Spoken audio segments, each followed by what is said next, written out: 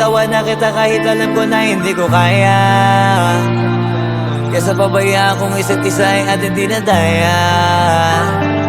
Di na ipipilit kahit alam ko na nakakahinayang, kasi di na maligaya. Unti-unti ko nang tinatanggap. Siguro nga dito na rin natatapos ang lahat. Ayaw ko na rin pilitin ka na makisama pa sa akin, nakakawalang gana. Di mo pa ba yan nakutuban, di ba tamang inala ka? Sino sa atin may mali, kung ako o sige? Pero sana tanggapin mo pareho lang tayong dalawa nakasakit. Tapos parang gusto mo lang sa akin i-end. Ito ang epekto nito, nagka-depekto na tayo. Mahirap na lang tanggapin, di makukumpleto ang kwentong perfecto kung walang the end. Pwede ka na makalaya, bibitawan na kita kahit alam ko na hindi ko kaya.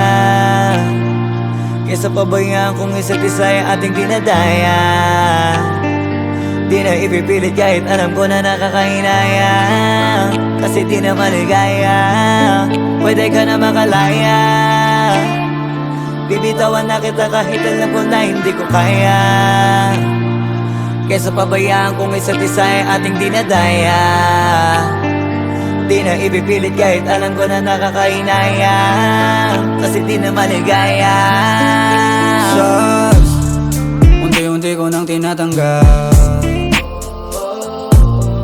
Na ganun lang nawasak ka lahat. Di ko na pangatawanan na hindi kita iiwan. Kaso lang hindi na kita kayang samahan pa dyan sa kadiliman. Pinagpapasalamat ko pa rin yung mga araw at gabi na naging sa'kin ka. Wala tayong magagawa, di tayo aandar kung meron kang palyadong makina. Kaysa naman lokohin ko sarili kong ayusin ang mga bagay na sira na. Paano pa tayo gagana, parehas na tayong hindi na maligaya. Huwag mo ngang isisi sa'kin ang lahat kung bakit ba sa atin ay nangyari to. Hindi ko kasalanan na hindi ko nakayanan ang pagbago ng ugali mo. Sinubukan ko na makintinin kita, mas lalo kong nakikita na hindi tayo para sa isa't isa. Pwede ka na makalaya, bibitawan na kita kahit alam ko na hindi ko kaya. Kesa pabayaan kung isa't isa ay ating dinadaya. Di na ipipilit kahit alam ko na nakakahinaya, kasi di na maligaya. Pwede ka na makalaya, bibitawan na kita kahit alam ko na hindi ko kaya.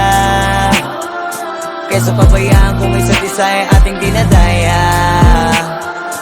Di na ipipilit kahit alam ko na nakakahinaya, kasi di na maligaya.